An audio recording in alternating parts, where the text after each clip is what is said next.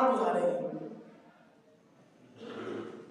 آپ نے میں نے سنا ہوا ہے کہ 4 مہینے 10 دن 3 مہینے 10 دن عدت ہوتی ہے، تو میں نے کہا قرآن پڑھنے والا جب قرآن پڑھے گا، قرآن کہہ رہا ہے عورت جو ہے نا 1 سال عدت گزارے، اگر وہ کسی امام کا ماننے والا نہیں، تقلید کرنے والا نہیں، وہ تو گمراہ ہو گئے، کیونکہ قرآن کہہ رہا ہے سورۃ البقرہ نمبر 240 میں کہ عورت 1 سال عدت گزارے گی۔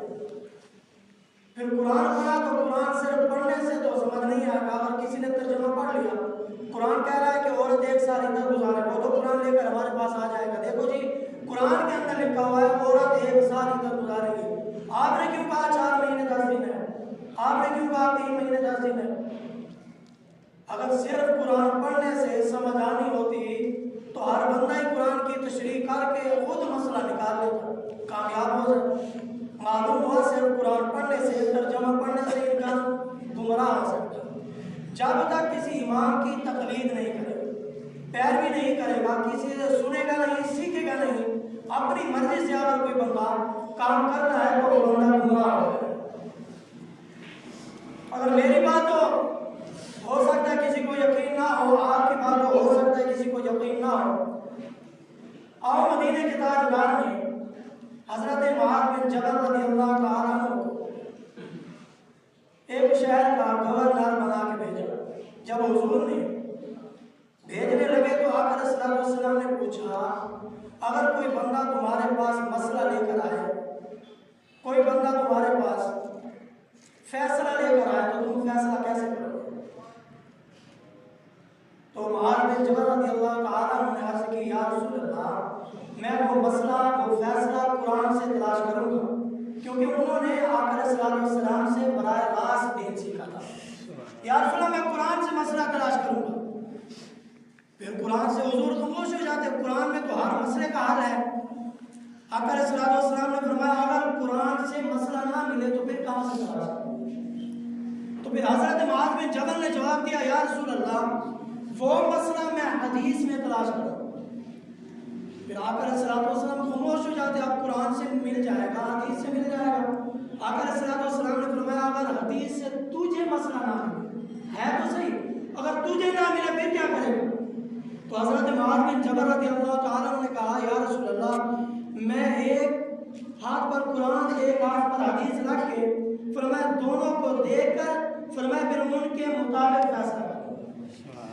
فقہ اسے کہا جاتا ہے۔ مسائل ہر بندے کے بس کی بات نہیں کہ ہر بندہ قرآن پڑھنے والا مسئلہ بیان کرے، ہر بندہ جس نے 40 سال قرآن پڑھا ہے اسے مسئلہ یاد ہو جائے، یہ نہیں ہو سکتا۔ آج کیونکہ میں امام اعظم کی شان بیان کرنی ہے، امام اعظم وہ ہستی ہے، فرمایا جب بھی کوئی مسئلہ حل نہ ہوتا امام اعظم کے پاس جاتے حل ہوتا۔ اور ایک خوبصورت مسئلہ ہے، ایک امام صاحب گزرے ہیں، ایک امام اعظم ابو حنیفہ کے استاد تھے۔ فرمایا جیسے آج مگئی ہے ویسے مگئی تھی تو آپ کی بیوی ہر صبح آٹے کا تھیلا ہاتھ میں پکڑا، وقت کے امام تھے، عالم دین تھے، مفتی تھے، جاؤ آٹا لے کر آپ لے آتے، اور آٹا ایک جگہ سے نہیں ملتا تھا، پھر دور دور جانا پڑتا، آپ بڑے پریشان ہوتے۔ ایک دن غصے میں آ گئے، یاد رکھنا انسان غصے میں آ کر ایسی بات کہہ دیتا ہے جو بعد میں پچھتانا پڑتا ہے۔ غصے میں آ کر ایک دن کہنے لگے اپنی بیوی کو، اگر تم نے مجھے یہ تھیلا آٹے والا مجھے تھما دیا تو تجھے 3 طلاق۔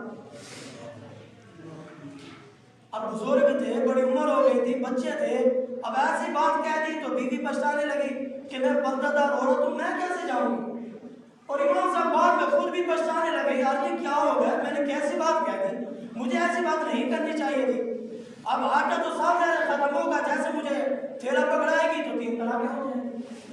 اب مسئلے کا حل نہ ہوا، ایک دن گزرا، 2 دن، آٹا بھی ختم ہو گیا۔ اب بیوی اپنے خاوند کو کہہ بھی نہیں سکتی کہ آٹا لے، کہتی ہے تو طلاق ہو جائے گی، اب مسئلہ حل کیسے ہو؟ فرماتے ہیں آپ نے ایک لڑکے کو کسی کو بھیجا امام اعظم ابو حنیفہ کے پاس کہ تمہارے استاد نے ایسی بات کہہ دی ہے، اب اس کا حل کرو، اگر میں پردہ دار ہوں میں کہاں جاؤں گی، اگر ان کو آٹے والا تھیلا پکڑا کہ آٹا لے آؤ تو مجھے طلاق ہو جائے گی، اب میں کیا کروں؟ امام کہہ دو جب وہ استاد صاحب سو رہے ہوں، رات کا وقت تو استاد صاحب سو رہے ہوں، ان کے کرتے کے ساتھ جو آٹے والا تھیلا ہے باندھ، جب صبح اٹھیں گے تو انہیں پتہ چل جائے گا آٹا ختم ہو گیا، خود بخود لے آئیں گے۔ امام اعظم ابو حنیفہ نے جب مسئلہ بیان کیا تو رات کا وقت ہوا، بیوی نے وہی کام کیا۔ صبح امام صاحب جب اٹھے تو جیسے دیکھا کہ کرتے کے ساتھ آٹے کا تھیلا بنا ہوا ہے، امام صاحب مسکرائے اور پہلے دیکھا بتاؤ تم میں سے کون گیا تھا امام اعظم ابو حنیفہ کے پاس؟ بتاؤ کون گیا تھا جو مسئلہ پوچھ کے آیا ہے؟ کس نے مسئلہ پوچھا ہے امام اعظم سے؟ فرماتے ہیں مسکرا پڑے، فرمایا جس مسئلے کا حل نہ ہو امام اعظم کے پاس جائیں تو مسئلہ حل ہو جاتا۔ ایک بادشاہ نے کہا اس کی عورت جو تھی نا سیڑھی کے اوپر چڑھی، اس نے کہا اوپر قدم اٹھایا پھر بھی تجھے طلاق، نیچے قدم رکھا پھر بھی تجھے طلاق۔ اب لوگ پریشان ہو گئے، یہ کیسے ہو سکتا ہے، بڑا عجیب مسئلہ ہے۔ پھر امام اعظم ابو حنیفہ رحمۃ اللہ تعالیٰ علیہ کے پاس گئے، کہنے لگے جی اگر عورت اوپر جاتی ہے پھر بھی طلاق، نیچے آتی ہے پھر بھی طلاق، مسئلہ حل کیسے ہوگا؟ تو امام اعظم ابو حنیفہ رحمۃ اللہ تعالیٰ علیہ نے کہا، فرمایا ساتھ سیڑھی لگا لو، اسے کہو نہ اوپر قدم رکھے نہ نیچے، نیچے اتار لو، طلاق سے بھی بچ جائے گی، گھر بھی آباد ہو جائے گی۔ یعنی ایسے مسائل جو ہے نا ہر پڑھنے والا مسئلے کا حل نہیں کر سکتا۔ اگر کسی نے اتنی عمرہ گزار دی اور ابھی بھی مسئلہ نہیں سیکھا، اچھا امام اعظم سے کسی نے پوچھا، کیونکہ میرا موضوع ہے میں نہیں کہا، امام اعظم ابو حنیفہ سے کسی نے پوچھا آپ کے پاس اتنا علم کہاں سے آ گیا، آپ اتنے بڑے محدث کیسے بن گئے؟ تو امام اعظم ابو حنیفہ نے 2 جملوں میں بات ختم کی۔ آپ نے فرمایا کبھی بھی میں نے مسئلہ پوچھنے میں شرم محسوس نہیں اور کبھی بتانے میں بخل نہیں کیا۔ آدھوں میں شرم آتا ہے، اتنی عمر ہو گئی اگر مسئلہ پوچھوں گا تو پھر کیسے، میں تو پوچھتا نہیں چاہے جتنا بڑا مسئلہ بھی ہو۔ اس وجہ سے آج نقصان پر نقصان ہو رہے ہیں، بہت بڑے گھر بھی تباہ ہو رہے ہیں، بہت بڑے نقصان ہو رہے ہیں ہماری شرم کی وجہ سے، اور ہمیں شرم صرف دین کی وجہ سے آتا ہے۔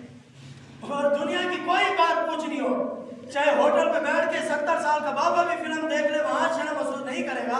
اگر ایک مسئلہ پیش آ جائے وہ نہیں پوچھے گا، مجھے شرم آتی ہے، اتنی عمر ہو گئی علم نہیں سیکھا۔ امام اعظم نے کہا میں نے کبھی پوچھنے میں شرم نہیں کی اور بتانے میں کبھی بخل نہیں کی۔ اچھا جتنے بھی امام گزرے ہیں یہ آپ کے شاگرد ہیں، واحد امام اعظم وہ ہستی جن کے 4000 استاد ہیں، 4000 استاد۔ یہ نہیں کیا میں ان سے سیکھ لیا بس، اب ان سے سیکھ لیا بس کر لوں، نہیں، جہاں تک انہیں علم ملا امام اعظم چلتے گئے اور علم پڑھتے گئے۔ یاد رکھنا علم جو ہے نا روشنی ہے، نور ہے، آپ اور میں اندھیرے میں زندگی گزار رہے ہیں، ہمیں روشنی میں گزارنی چاہیے، اور علم نہیں سیکھا تو اندھیرے میں گزار رہے ہیں۔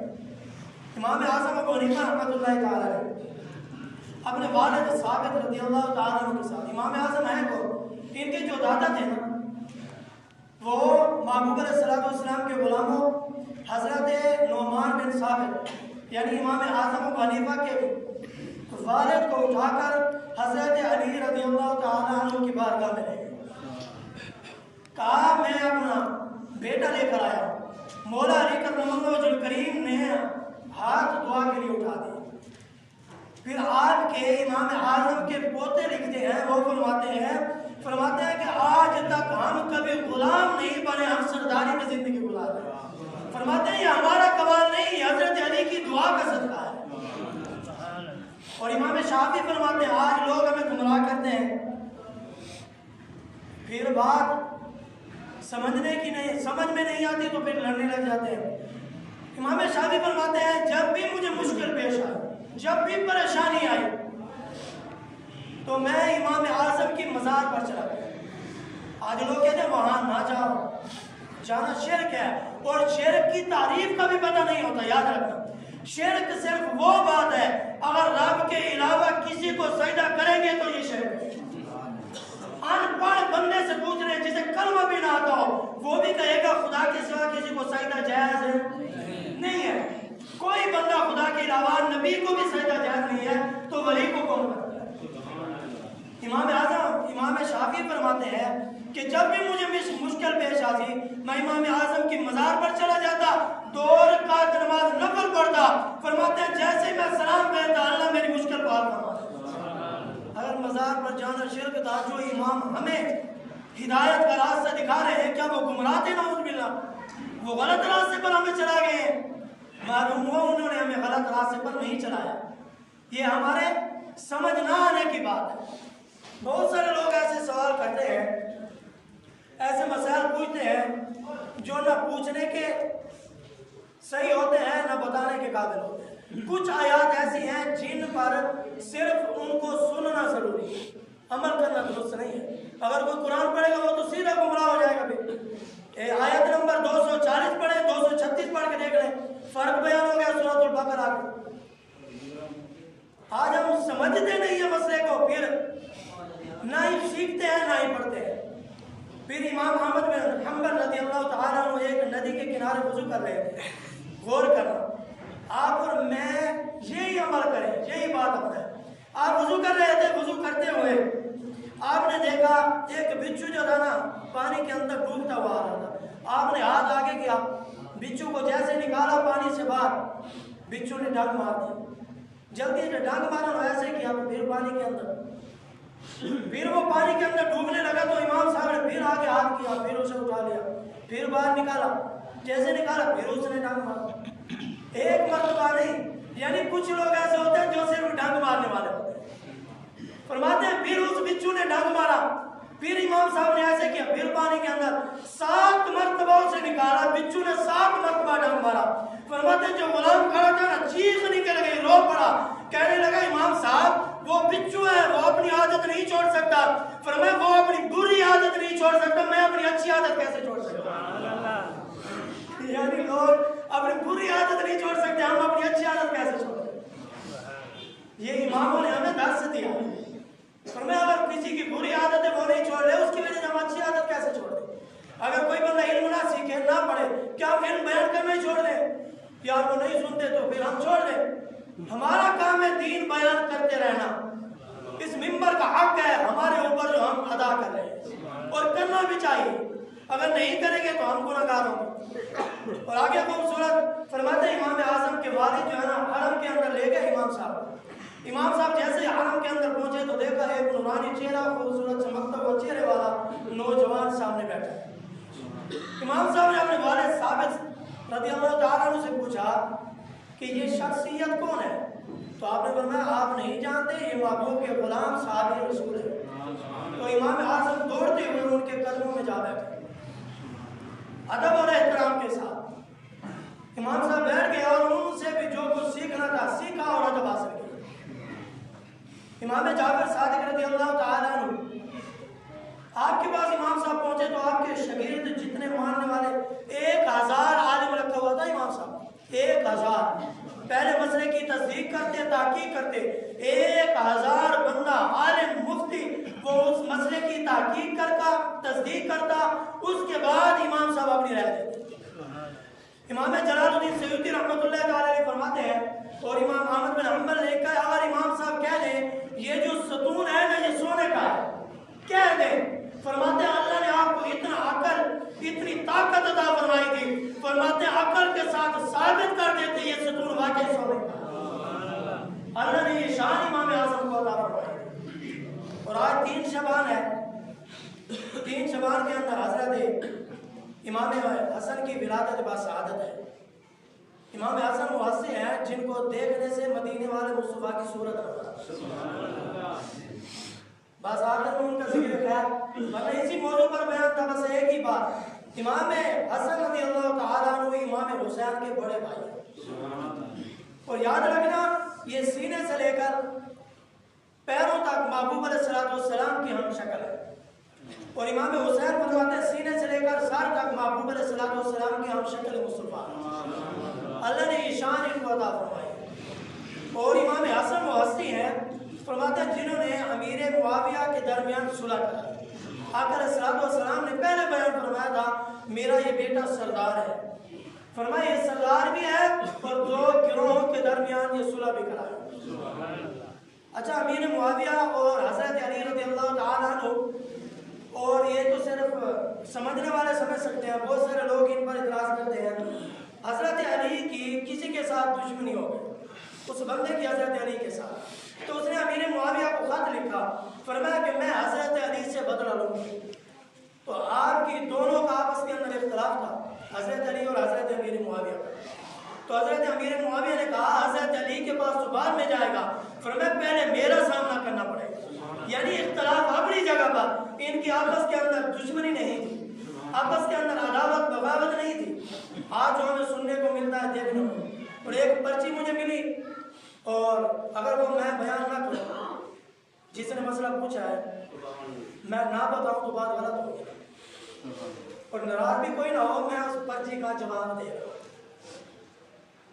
پرچی مجھے ملی، میں نے کہا یار اب تو وقت نہیں ہے، کلخانی کی محفل تھی، انہوں نے پرچی دی کہ یہ مسئلہ بیان کرے۔ میں نے کہا علامہ صاحب بیان کر رہے تھے، کلخانی کی محفل پر ویسے بھی وقت نہیں ہوتا۔ میں نے کہا یار جس نے پرچی دی ہے نا، میں جمعے کے اندر یہ مسئلہ بیان کر رہا ہوں۔ انہوں نے مسئلہ یہ پوچھا، فرمایا جو حکومت کی طرف سے 25,000 لوگوں کو امام صاحبان کو مل رہا ہے، کیا یہ لینا جائز ہے، درست ہے؟ اس کے بعد اگر امام کو کہہ دیا جائے کہ آپ بیان اس طرح کریں گے، اس طرح نہیں کریں گے۔ میں ایک حدیث سے بات کرتا ہوں، حدیث تو سب ماننے والے نا۔ آقا علیہ الصلوۃ والسلام کے غلاموں، لا طاعۃ لمخلوق فی مشیۃ الخالق، فرمایا جہاں رب کی اطاعت بھی سامنے ہو اور بندے کی اطاعت بھی سامنے، دونوں۔ تو محبوب علیہ الصلوۃ والسلام نے فرمایا بندے کی اطاعت کو چھوڑ کر رب کی اطاعت کرے۔ معلوم ہوا کہ جہاں یہ دونوں باتیں سامنے آ جائیں، ایک طرف قرآن ہو ایک طرف انسان ہو، ہم انسان کی نہیں مانیں گے، اللہ کے قرآن کی مانیں گے، اللہ کے قرآن کی مانیں گے۔ اور دوسری بات، پچھلے دنوں بیان کرنے کے لیے گیا تو ایک دوست کہہ رہے تھے کہ 300 اماموں کو انہوں نے مسجد سے نکال دیا۔ یہ اہم باتیں ہیں اور پیار والے لوگوں سے باتیں کی جاتی ہیں اور کرنا بھی ضروری ہے۔ انہوں نے کیا کیا؟ انہوں نے کہا 300 اماموں کو کیوں فارغ کیا؟ انہوں نے کہا جب انہوں نے ان کی بات نہیں مانی تو انہوں نے نکال دیا، پھر انہوں نے اپنی مرضی کے بندہ مسجد کے اندر دیا، اپنی مرضی کا، جو ان کے چاہنے ماننے والا تھا، ان کی بات کرنے والا تھا، انہوں نے اپنی مرضی کے امام ان مساجد میں بھیجے، کسی کا کوئی دخل اندازی نہیں تھی، انہوں نے اپنی مرضی جس کو چاہا ان کو بھیج دیا، کیونکہ جو ماننے اور چاہنے والے تھے۔ اور دوسری بات بیان کی گئی، میں وضاحت کروں تو پھر بھی ٹائم لگ جائے گا، بات مکمل ہو گیا، چل بات ختم کر رہا ہوں۔ جو پرچی تھی انہوں نے یہی لکھا کیا یہ لینا جائز ہے یا ناجائز ہے۔ میں نے کہا بہت سارے یہ سارا فنڈ، یہ سارے مہنگائی، یہ سارا ٹیکس ہم سے بھی جا رہا ہے، ہم دے رہے ہیں سب کچھ۔ جب ہم دے رہے ہیں تو ہمارے لیے لینا کون سی بڑی بات ہے؟ جب دے بھی ہم رہے ہیں تو ہمیں دے رہے ہیں تو کون سی بڑی بات ہے؟ اور آگے انہوں نے بیان کیا ایک امام کو اس لیے نکال دیا گیا کہ آپ نے وہاں سے لی تنخواہ تو یہاں سے ختم ہو گئی۔ تو پھر ان کی جو عظمیٰ بخاری تھی، اس نے یہ کلپ ابھی اس سپیکر کو سنانا درست نہیں ہے، اس لیے میں نہیں سنانا۔ فرماتے انہوں نے کہا کہ یہ کیا بات ہے؟ انہوں نے کہا یہ بات یہ تھی جو ہم دے رہے ہیں، حکومت نے کہا یہ اپنی مرضی سے دے رہے ہیں۔ فرمایا جو انتظامیہ دے رہی ہے وہ ان کا حق ہے کہ ہم ان کو علیحدہ دے رہے ہیں اپنی مرضی سے۔ اور پھر اس نے کہا امام صاحب نے، تو وہ بات پہنچی تو انہوں نے کہا یہ جو کار ہے یہ وہاں تک پہنچائیں ڈی ایس پی تک۔ فرمایا یہ معاملہ کیوں ہوا؟ اور تیسری بات، انہوں نے جو فارم بنایا نا، فارم کے اندر صرف اہل سنت جماعت نہیں، اہل سنت جماعت بھی ہے، دیوبندی بھی ہے، شیعہ بھی ہے، اہل حدیث بھی ہے، تمام ہے، اور ایک رکھنا اور بھی ہے۔ جب ان سے پوچھا گیا، سوال کیا گیا یہ رکھنا کس کے لیے؟ یہ یاد رکھنا صرف آپ کو، صرف اہل سنت کو، صرف مسلمانوں کو نہیں، یہ کافروں کو بھی دے رہے ہیں، جو چرچ کے اندر ہیں ان کو بھی دے رہے ہیں، جن کا جو کام ہے، جو جس طرح کی عبادت کر رہے ہیں، کوئی جس طرح کی کوئی ڈھول بجا کے عبادت، یہ ان کو بھی پیسے دے رہے ہیں، ان جتنی بھی یہ جگہ ہے ہر کسی کو یہ دے رہے ہیں۔ اور اس کے بعد وہ رکھنا جو تھا، جو آج ہمیں یہ وہ سیدھے سادے ہمارے قابل احترام لوگ کہتے ہیں، فرقہ واریت، آج مجھے 5 سال ہو رہے ہیں یہاں، کبھی بھی فرقہ واریت جا قرآن سے ہٹ کر میں نے بیان کیا ہو یا نبی کے فرمان سے ہٹ کر بیان کیا۔ اور اس کے بعد انہوں نے کیا کیا کہ مسجد کے اندر کیمرے لگاتے گئے، پتہ چل جائے کون سا امام کیسی بات کر رہا ہے حکومت کی طرف سے۔ یہ معاملات دیکھنے کو سننے کو مل رہے ہیں، اور رکھنا جو تھا وہ رکھنا قادیانیوں کا ہے، صرف فرقہ واریت وہاں تک بات ہے۔ یہاں آپ کی ہمارا کوئی جھگڑا نہیں ہے کسی کے ساتھ، کون سے یہ اہم مسائل ہے، اگر کوئی نہیں مانے گا تو وہ کافر تھوڑی ہو جائے گا۔ ہم نے کبھی یہاں بیٹھ کے کسی کو کافر کہا ہے؟ بھئی یہ بندہ یہ کام نہیں کر رہا یہ کافر ہو گئے، کوئی ایک بندہ ثابت کر دے آج تک؟ ہم نے آج تک کسی کو کافر نہیں کہا اور نہ ہی کہیں گے۔ یہ فروعی مسائل ہے، کوئی مانتا ہے مانے، نہیں مانتا نہ مانے، اس کی اپنی مرضی۔ ہم نے کسی کے ساتھ نہ بحث کیا، نہ لڑائی کیا، نہ جھگڑا کیا آج تک۔ یہ فرقہ بریت یہ نہیں، وہ جو فرقہ بریت کہہ رہے ہیں وہ ہے قادیان، ان کو بھی دے رہے ہیں۔ اچھا یہ جو پیسے مل رہے تھے وہ بھی لے رہے تھے، بہت سارے لوگ وہ بھی لینے آئے تھے اور کسی نے زبان نہیں کھولی، کسی نے نہیں بتایا۔ یہ رکھنا جو ہے کیونکہ ان کو کافر کہہ دیا گیا، نہ یہ دین کی تبلیغ کر سکتے ہیں، نہ یہ مسجد بنا سکتے ہیں، نہ یہ کوئی کام کر سکتے ہیں، نہ یہ اپنی کتاب تقسیم کر سکتے ہیں، کوئی عمل نہیں کر سکتے، کوئی بھی نہیں بولا۔ اور جہاں تک ممبر کا تعلق، یہاں پر جو بات حق ہے وہ آپ تک پہنچانا ہمارے اوپر ضروری ہے، ہمیں پہنچا دی ہے۔ کوئی میری بات سے ناراض بھی نہ ہو، کیونکہ جو سوال پوچھے گا اس کا جواب ایسا طریقے سے اور قرآن اور حدیث سے ہم بیان کریں گے، اور جو بھی ہم بات کریں گے اس کے ذمہ دار ہوں گے۔ پہلے بھی کہا تھا، بعد میں، اور ریکارڈنگ کی جو ویڈیو ہم بناتے ہیں اس لیے ہی بناتے ہیں، اور مفتیان کرام نے بتایا بھائی اس لیے بنائیں جب بھی کوئی بندہ موبائل کھولے گانا آ ہی نہ، چاہے تلاوت ہو یا نعت ہو یا قرآن ہو، اس لیے اتنا مواد میڈیا پر ہونا چاہیے۔ اور آپ اور میں غور کریں، اگر کسی کے پاس کوئی سننا ہے، ایک آیات سنے گا گناہگار ہوگا؟ اگر کسی کے پاس یہ بیان جا رہا ہے یا تلاوت یا نعت جا رہی ہے وہ گناہگار تو نہیں ہوگا۔ اس لیے انہوں نے اپنے کیمرے بھیج دینے ہیں ہر مساجد کے اندر، اور وہ مساجد فرمایا جہاں پر 5 وقت کی جماعت ہوتی ہے وہاں پر انہوں نے پیسے دینے ہیں اور وہاں پر انہوں نے تصدیق کرنی ہے۔ اور جنہوں نے نہیں لکھوا یہ بھی سننے خوش خبر، 5 منٹ اوپر ہو گئے، ناراض نہ ہونا، جو بندے اپنی مسجد نہیں لکھوا کر آئے، اب مسجد کو جو ہے نا رجسٹر کرانا بھی ضروری ہوگا۔ جہاں جہاں مسجد ہے جس کے پاس بھی رجسٹر بھی کرائیں اور امام کا ڈیٹا بھی پہنچائیں۔ اگر نہیں پہنچائیں گے اس کے بعد انہوں نے ایک ٹیم تیار کی ہے، وہ ٹیم آئے گی زبردستی آپ کا ڈیٹا بھی لے گی اور مسجد جو ہے رجسٹر بھی کرائے گی، پھر ان کی مرضی ہوگی وہ اپنی مرضی کا امام دے گی۔ یہ ہے مسائل آپ کے سامنے، دین پر دین یہ مسائل بڑھتے جا رہے ہیں۔ اور یاد رکھنا یہ رات آنے والی ہے، یہ وقت ہے، کسی کی آمین کے صدقے اللہ تعالیٰ مسلمانوں کی خیر فرمائے۔ یہ رات آنے والی، پورے سال کا بجٹ لکھ کے جانا ہے۔ اگلے جمعے انشاءاللہ میں یہی موضوع بیان کروں گا، شب برات آنے والی ہے، پورے سال کا آپ کا اور میرا حساب کتاب ہونے والا ہے۔ یہ دن بچے ہیں تو اپنا حساب کتاب ہم خود کر لیں، جلدی کر لیں تاکہ یہ رات آنے سے پہلے اگلے سال، آج ہم امیر ہیں، ہو سکتے ہیں اگلے سال ہمارے غریبی کا لکھ دیا جائے، آج ہم زندہ ہیں اگلے سال موت کا لکھ دیا جائے، آج ہمارے پیر ہاتھ سلامت ہے اگلے سال مزدور میں لکھ دیا جائے۔ یعنی یہ 10 دن جو بنتے ہیں اچھی نیکیاں کر لیں، نیک اعمال زیادہ کر لیں، جب فرشتہ پورے سال کا رجسٹر لے کر رب کی بارگاہ میں جائے فرمائے ہماری نیکیاں ہوں، اللہ نیکیوں کو دیکھ کر ہمارے اوپر کرم نوازی فرمائے۔ دعا اللہ تبارک و تعالیٰ ہم سب کو کرم۔ ایک بڑا فرمایا 4000 استاد آپ نے جہاں بھی سنا وہاں پہنچ گئے، بلکہ حدیث پاک میں جس حدیث کے راوی حضرت سیدنا ابو ہریرہ رضی اللہ تعالی عنہ، میرے نبی جب آئے ہیں صحابہ موجود ہیں، آقا صلی اللہ علیہ وسلم نے ذکر خیر فرمایا، اور آقا صلی اللہ علیہ وسلم نے اس زمانے کا ذکر فرمایا، پھر حضور خاموش ہو گئے۔ صحابہ نے ہاتھ جوڑے، عرض کی یا رسول اللہ آپ بیان فرمائیں جن کا ذکر خیر آپ کر رہے تھے۔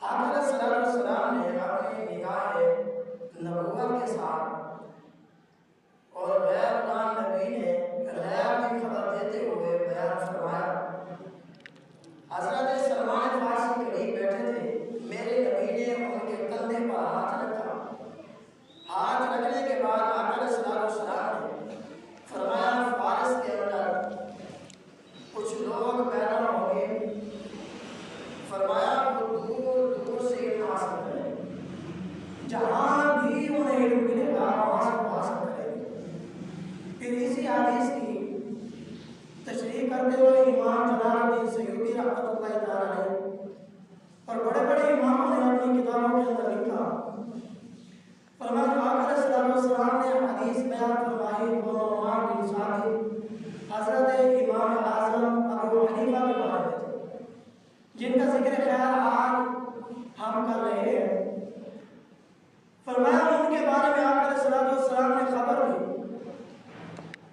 پھر داتا اجمیری کشف المجہوب کے اندر لکھتے ہیں فرماتے ہیں ایک دن میں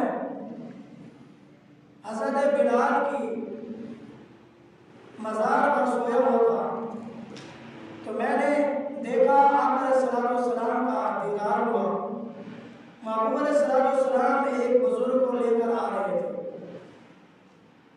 میں نے سوچا، دل میں خیال آیا، میں نے حضور سے سوال نہیں کیا، دل میں سوچا حضور بچوں کو لے کر آتے، حضور ایک بوڑھے کو لے کر آ رہے ہیں۔ کہتے ہیں غیب بیان کرنے والے نبی نے میرے دل کی بات سن لی۔ آقا علیہ السلام نے فرمایا، اے داتا میری، تیرے علاقہ تیرے قریب کے رہنے والے تمام لوگوں کا یہ امام ہے اور تیرا بھی امام ہے۔ حضور نے خوشخبری دی۔ امام اعظم ابو حنیفہ رحمۃ اللہ تعالی علیہ، آپ کے بے شمار واقعات علم کا سمندر ہے۔ آپ نے دیکھا کہ علم جو ہے ختم ہوتا جا رہا ہے۔ کچھ لوگ یہ نہ کہیں کہ علم کیوں ختم ہو گیا۔ علم سے مراد علم والے لوگ جب دنیا سے جا رہے ہوں۔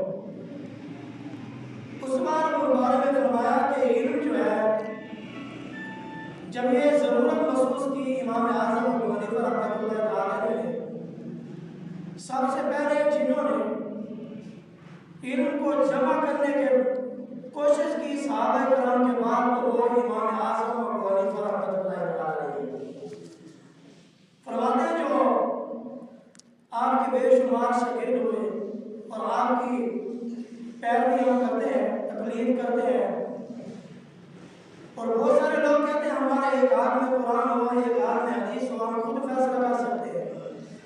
جب تک بندہ کسی امام کی تقلید نہیں کرے گا، اس وقت تک وہ بندہ کامیاب نہیں ہو سکتا۔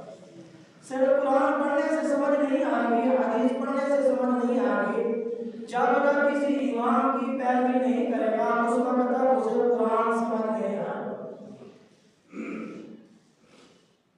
2-3 دن پہلے کی بات ہے، ایک بندہ ایک شخص مجھے کہنے لگا کہ میں نے خود ہی یہ چیز پڑھی تو میں اس لیے سمجھا رہا ہوں، اور یہ مسئلہ ایسے ہے کہ اس مسئلے کو ایسے نہیں ایسے بیان کیا۔ میں نے خاموشی کے ساتھ ان کی بات سننے کے بعد میں نے جواب دیا کہ میں نے کہا غور کریں، صرف پڑھنے سے سمجھ آنا ہوتا تو بہت سارے لوگوں نے قرآن پڑھا تو سمجھ آتا۔ اگر آپ کو سمجھ آتا ہے تو بندہ سامنے کھڑا کریں، اسے دیکھیں اور اس کی باطن کی بات بتا دیں۔ فرمایا مجھے تو نہیں پتا اس کے اندر کیا ہے۔ میں نے کہا اس لیے قرآن کے اندر جو ہے وہ آپ کو پتہ نہیں ہے جب تک آپ علم نہیں پڑھیں۔ پھر اس کو جواب دیا، آپ ان میں غور کریں، قرآن پڑھنے والا سورۃ البقرہ آیت نمبر 240 ہے، اس کے اندر آیات کا ترجمہ ہے۔ مفسرین کرام نے کہا کہ عورت جو ہے جس کا عدت جو ہے